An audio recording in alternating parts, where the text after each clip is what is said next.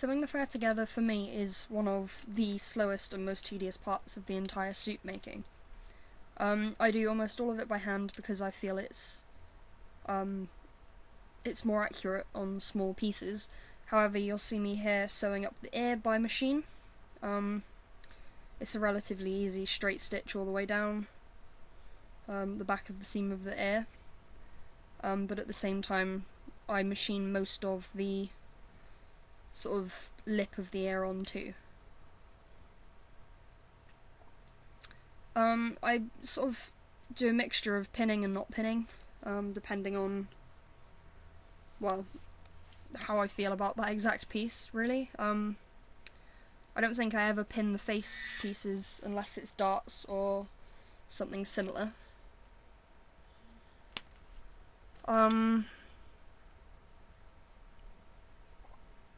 It's vital to push the fur into the seams when you're sewing. That's probably one of the most difficult parts, and that's also why I don't machine sew directly most of the time. I find it far too awkward to tuck all of the fur under the seams as I sew.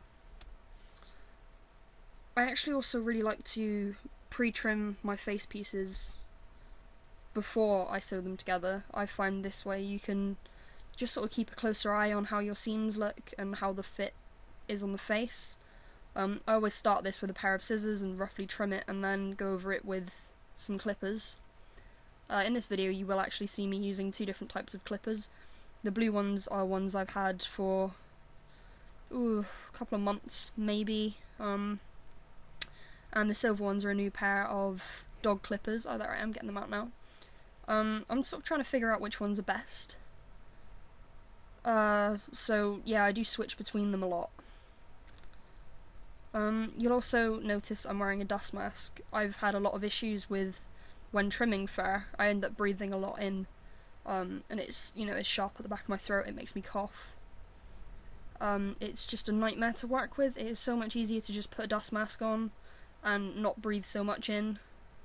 I'm not sure I've ever seen anybody put a dust mask on for trimming fur, but I just find it goes everywhere. Plus, my workshop is actually my bedroom at the moment. Within the next 2 months it won't be. But it's just sort of, I'm trying to minimise the fur that I breathe in and get all over the place, which is another reason for scissor trimming first. It sort of just takes it off in clumps instead of shaving little bits off at a time. You'll also notice the window in the top right corner is open. Keep it well ventilated so a lot of the fur fibres float out or whatnot.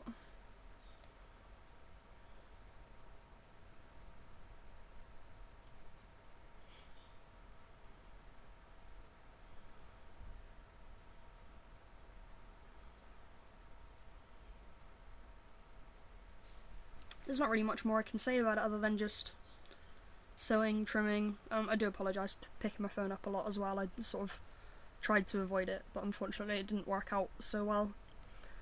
When trimming the fur, always trim with the direction of the fur pile. This stops it from having any sharp lines in it where you cut the fibres straight across as opposed to with their direction. I also tend to cut diagonally quite a bit. Not sure if I should do that. I also like to brush the fur in different directions while I'm trimming to make sure that it's not even in one direction but not in the other, for example. Like I say, it's all rough trimming at this stage anyway. It'll all be fine-tuned once it's glued onto the head.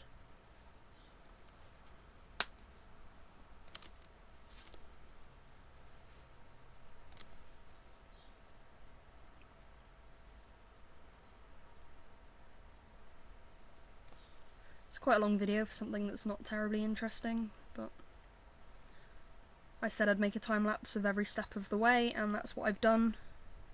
The only things I did miss out were sewing the balaclava and making the dome for the head base. This was mainly just because I find those bits a little bit, one, they're straightforward and easy, but two, there's also a lot of tweaking to make them fit the head base, and I gotta be honest, I didn't really want to film all of that, especially because some of it I checked the fit on my own head, as it was originally made for a pre-made before I commissioned the slot out to a customer who also had the same head measurements, which was great.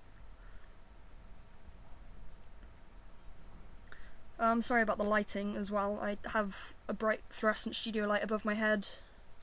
In the shots where it's dark outside, obviously I have that light on, and it sort of bleaches everything that's white. But at the same time, you can still see all of my, my tools and whatnot, and what I actually do.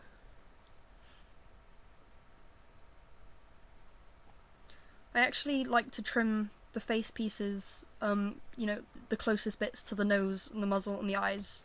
I like to trim them down really, really short. I think it gives the face a lot more shape, and it means that it's a lot more difficult for you to just brush the fur fibres in the wrong direction and then they look really ugly. So I like to go down as short as I possibly can, which is risky, and it's not easy at all, and you'll see through the next few videos I do an awful lot of trimming here, there and everywhere. Well, I've begun sewing now. So basically, for the sewing, it's just a simple whip stitch. You can do a blanket stitch if you want, but I find a whip stitch is strong enough to hold the fur together, especially once you glue it onto the head, because I use an awful lot of glue to glue it on so there's no wrinkles. You don't really need the sewing for strength, you just need it to make the edges look neat. When it comes to the neck and all that, then yeah, you need more than a whip stitch, but it's perfectly fine for the head pieces, provided it's small stitches, nice and close together, so the seam, the fur in the seams doesn't fold the other way and you can see it from the outside. I just use a standard white thread. Again, don't exactly need the strength. So just anything standard is fine. I know a lot of people who use heavy duty threads. Yes, I recommend that for the bodysuits and all those sorts of bits, but for the head you're perfectly fine using just a standard thread, standard needle, standard everything really. I always sew the darts first because then I can put all the pieces back on the head and make sure they fit correctly before I sew them all together.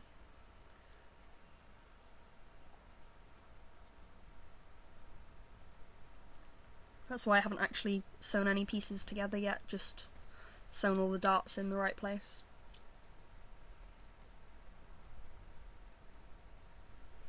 And now I begin to sew the pieces together. It doesn't really matter which piece you start with. Often I just sort of start with the easiest pieces. Sometimes you'll find they're a little more difficult to sew together. Sometimes you won't quite know which edge matches up to which part of the next edge, or you don't know how far along the edge you need to sew. It helps to mark on your tape pattern and then transfer those marks across to the fur. That's not something I've ever done though. I don't feel I need it. So I always just sort of find the pieces that are obvious fits, like these eyebrow pieces just sew perfectly into the fur around the eyebrow. So I always start with those, and then hopefully they open up more obvious sewing tracks, I suppose. If you sew two pieces together, you might get a curve that fits another piece that didn't fit before, so that's my method behind my sewing together, really.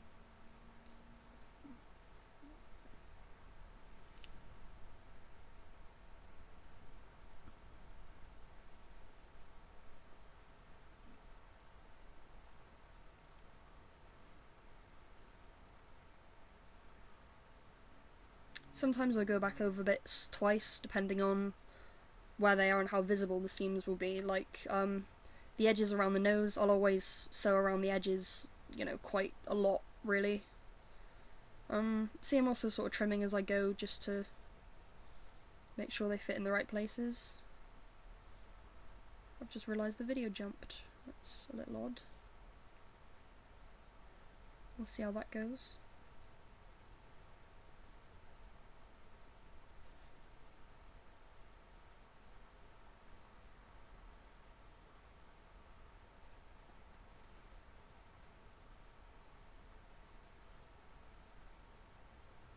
Sometimes it helps to neaten the seams out as well if you just go over the same bit 2 or 3 times.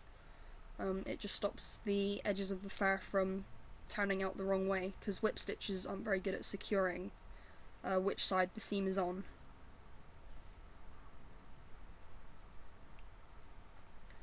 But again, like I say, because it's all glued to the foam anyway, it's more just to make the edges look neat. If you just glued them, it's far easier to get unsightly seam marks or lines of foam or bits of fur that have stuck to the glue, etc.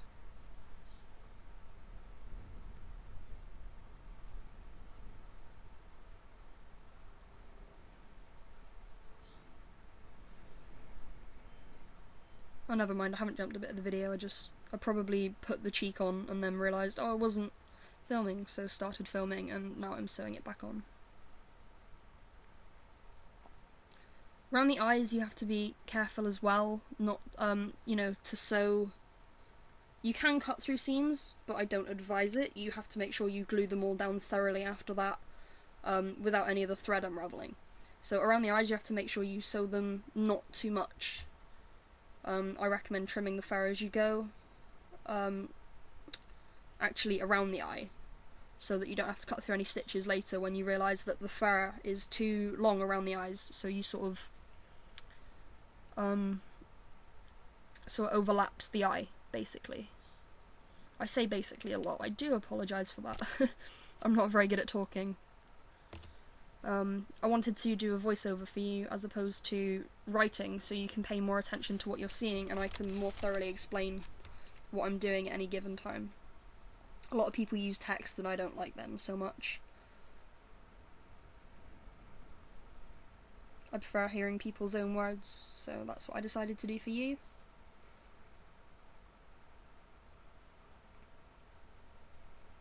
Obviously you can see I'm sewing a lot of pieces on while they're attached to the head.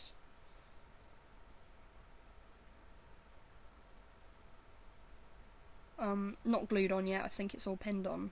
But it's just easier, so you don't have to keep taking it off and putting it back on again to check the fit.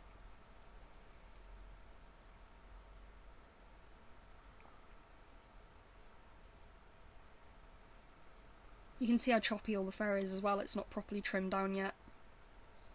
That'll all happen in time. It's not going to get its final trim until after all the fur is glued on, and then even after that I carry on just trimming every now and again. If I see a little bit that looks out of place, I'll trim that. If I see a bit that's too long, I'll trim that.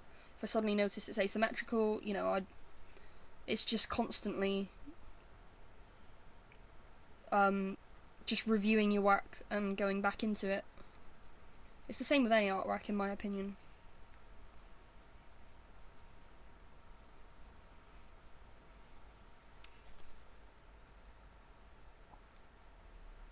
So I've moved back to the ears. I never sewed the tips of the ears up because I find them too awkward to put through a machine. Yes, I just cut my finger, so I quickly got a plaster out to put that on so I didn't, bleed on the fur or anything silly. So I'm just hand sewing the tip of the ear. The colour of the thread doesn't really matter either. It does if it's close up, if it's like on the muzzle or around the eyes and it's going to be really short fur, but the ears will be long fur anyway, so I can continue to use the white thread that I've been using. Because you just won't see it. It doesn't make a difference. Even if you look for it, you can't really see it from the outside. You will go through a lot of thread as well. Normally when I rethread a needle, it'll be a whole arm's length of thread, and it'll just disappear so fast. Thank you very much for watching that part. If you check out the next part, then that would be great, and I hope you enjoy it.